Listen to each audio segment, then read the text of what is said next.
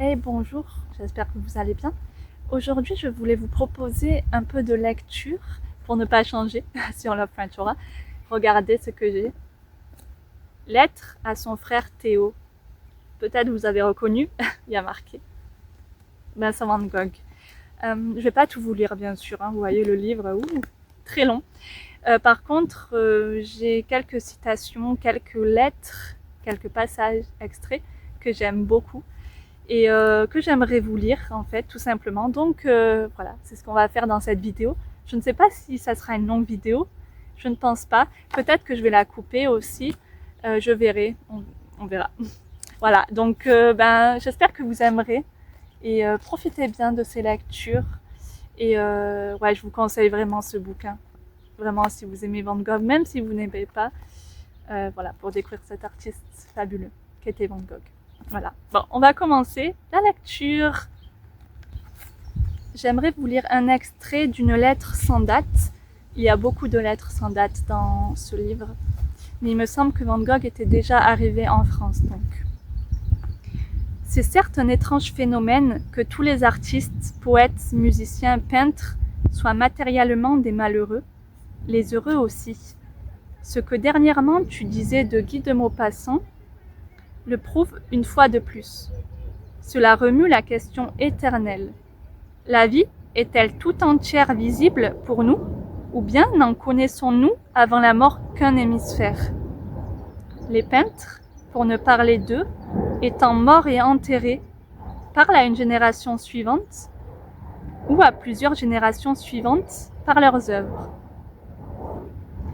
Est-ce là tout, ou y a-t-il même encore plus? Dans la vie du peintre, peut-être la mort n'est pas ce qu'il aurait de plus difficile. Moi, je déclare ne pas en savoir quoi que ce soit, mais toujours la vue des étoiles me fait rêver. Aussi simplement que me donnent à rêver les points noirs représentant sur la carte géographique villes et villages. Pourquoi, me dis-je, les points lumineux du firmament nous seraient-ils moins accessibles que les points noirs sur la carte de France?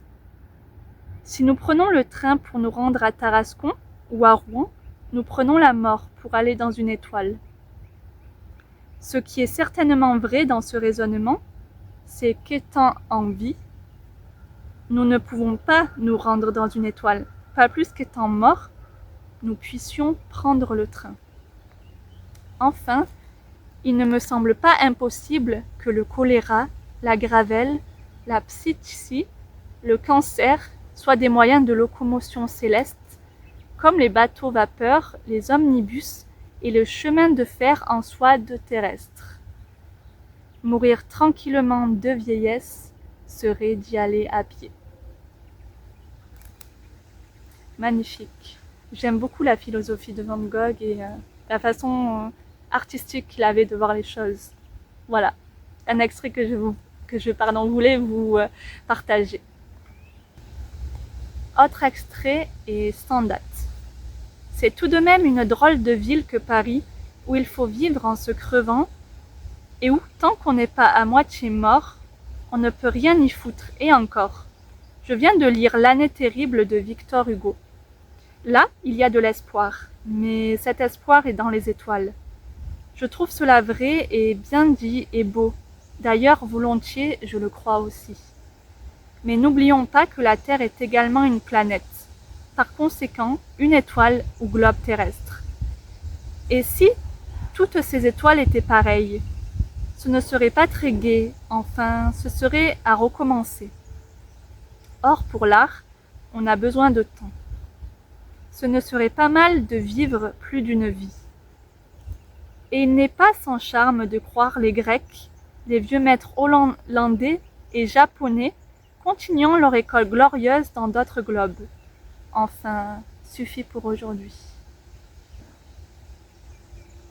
Van Gogh il parle beaucoup d'astronomie, d'étoiles, etc. Ça se voit d'ailleurs dans ses tableaux, la nuit étoilée, etc. que j'affectionne beaucoup personnellement. Voilà, un autre extrait que j'aime beaucoup. Un autre extrait qui est pas très loin aussi de ce que je viens de vous lire, quoi? Une toile que je couvre vaut davantage qu'une toile blanche. Ça, mes prétentions ne vont pas plus loin. N'en doute pas, mon droit de peindre, ma raison de peindre, pardi, mais je l'ai. Ça ne m'a coûté à moi que ma carcasse bien démolie, mon cerveau bien toqué, pour ce qui est de vivre comme je pourrais, et devrais vivre en philanthrope. Ça ne t'a coûté à toi qu'une, mettons, dizaine de 1000 francs que tu m'as avancés. Or, il n'y a pas à se foutre de nous. Ce qu'il y a, en effet, c'est que nous sommes devenus plus âgés et qu'il faille agir selon. Tout le reste n'existe point. Or, il y a le pour et le contre, et il faudrait le faire valoir. À présent que toi non plus n'aies eu de nouvelles de Gauguin, cela me paraît bien drôle, et je présume qu'il est malade et découragé. Si tout à l'heure je te rappelais ce que nous coûte la peinture, c'est seulement pour insister sur ce que nous devons nous dire, que nous sommes allés trop loin pour nous retourner en arrière, et pour le reste, je n'insiste sur rien. Car à part la vie matérielle, quelle chose pourrait m'être nécessaire désormais? Voilà, Van Gogh qui parle aussi de Paul Gauguin, un autre peintre, cette fois-ci français, avec qui il était ami. Et il y a beaucoup de références, oui, françaises, comme vous l'avez vu peut-être précédemment, Victor Hugo, Guy de Maupassant, là, Paul Gauguin, etc. Donc ça aussi, c'est, je trouve, très bien. En lisant ça, vous pouvez apprendre sur la culture française aussi. Voilà. C'est une perspective assez triste de devoir se dire que jamais peut-être la peinture que je fais aura une valeur quelconque. Si cela valait ce que cela coûte, je pourrais me dire, je ne me suis jamais occupé de l'argent. Mais dans les circonstances présentes, au contraire, on en absorbe. Enfin, et tout de même, il faut encore continuer et chercher à mieux faire. Si Van Gogh pouvait nous voir et voir à quel point ses œuvres sont maintenant célèbres et qu'il fait partie finalement des peintres les plus célèbres du monde, eh bien, je ne sais pas ce qu'il dirait. Mais c'est pour ça que aussi ces correspondances sont très intéressantes. On voit sa manière de penser à l'époque et il n'a vendu qu'une toile de son vivant. Et de nos jours, eh bien, en fait, tout le monde... on s'arracherait, non, pas un bras, ça, mais on pourrait mettre des millions, oui, pour les toiles de Vincent Van Gogh. Donc c'est fou à quel point, eh bien, selon l'époque, eh bien, tout peut changer. Voilà. Il y a beaucoup d'artistes incompris. Il y en avait beaucoup au XIXe siècle. Je pense à Baudelaire aussi, bien sûr Van Gogh et d'autres. Mais voilà. C'est super intéressant, je trouve, de voir la façon de penser de ces artistes. Et voilà, je voulais vous le partager aussi. Voilà un autre extrait aussi de la même lettre qui est sans date. La nature, le beau temps d'ici, cela est l'avantage du midi.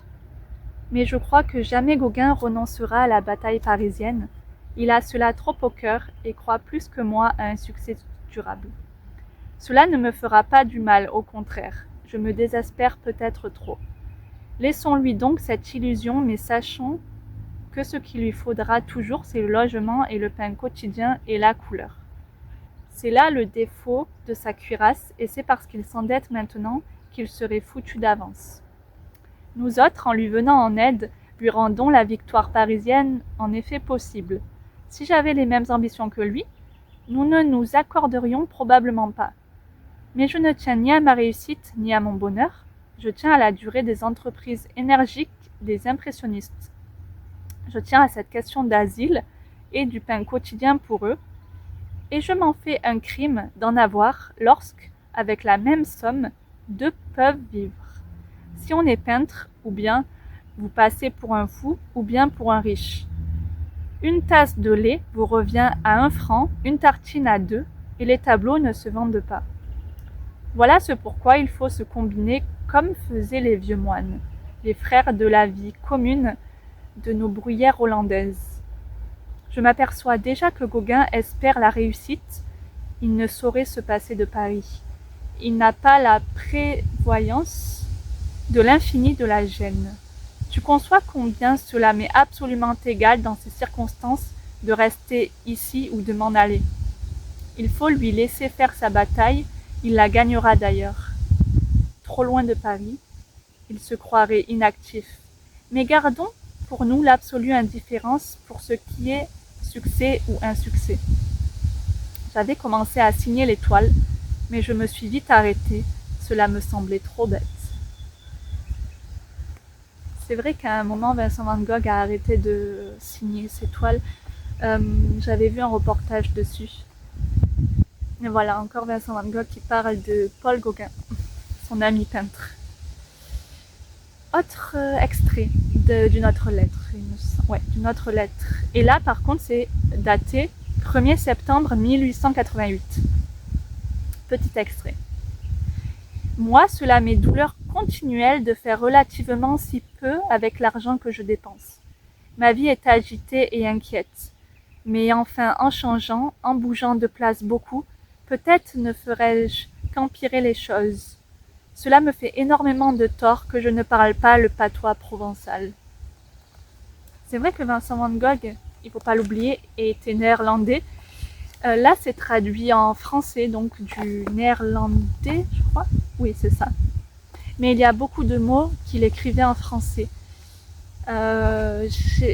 J'aurais aimé entendre, j'avoue, son accent et voir comment il parlait français, mais je pense qu'il se débrouillait pas mal parce que il lisait des livres français, Guy de Maupassant, Victor Hugo, etc., qui sont des écrivains célèbres et qui écrivaient avec un langage plutôt soutenu. Donc, félicitations à lui.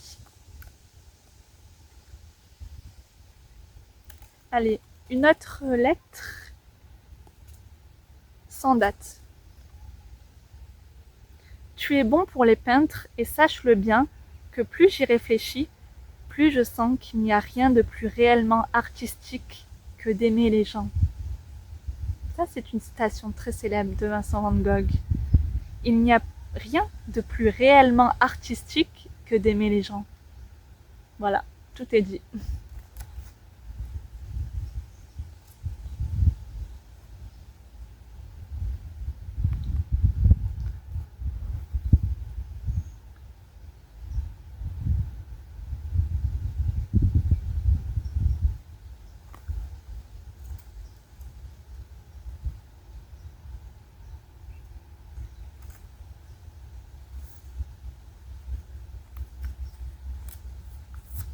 Extrait d'une autre lettre. Est-ce qu'il y a une date?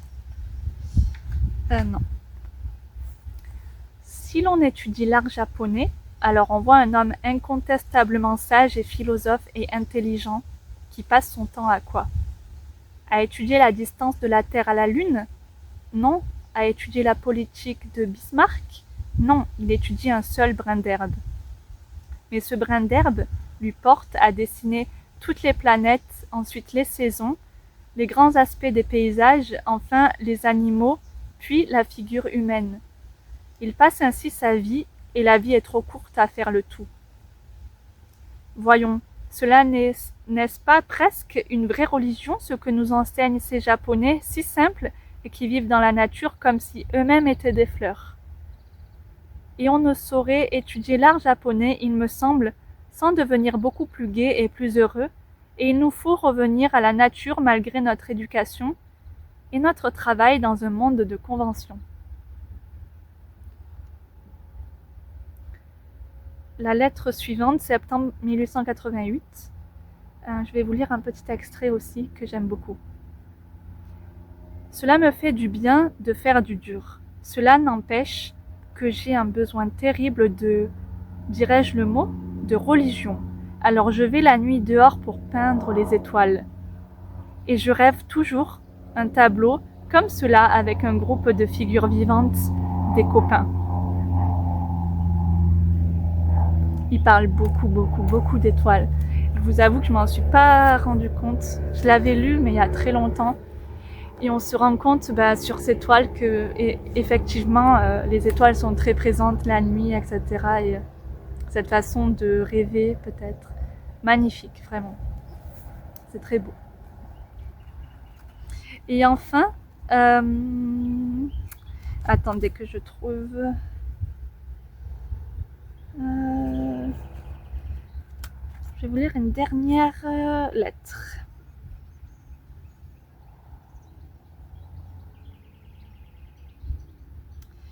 Mi-avril 1890.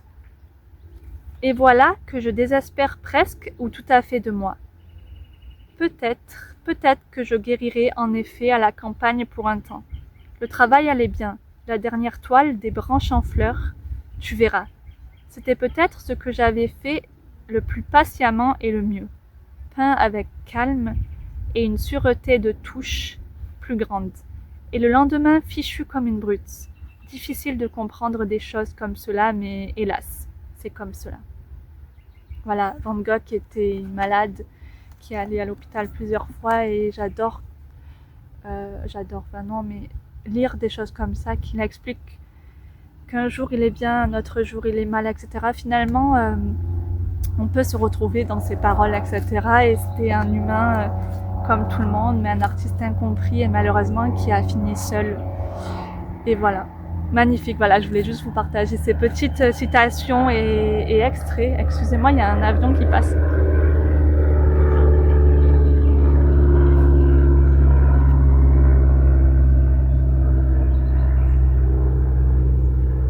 Voilà, je voulais juste vous partager ces petits extraits. J'espère que ça vous aura plu.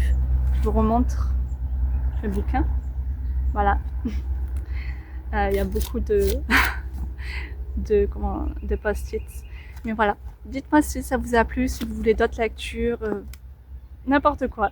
J'espère en tout cas que ça vous aura intéressé, que vous aurez peut-être découvert de nouvelles choses. Et moi, je vous retrouve très bientôt sur Love French et Love French Aura. Au revoir. Prenez soin de vous.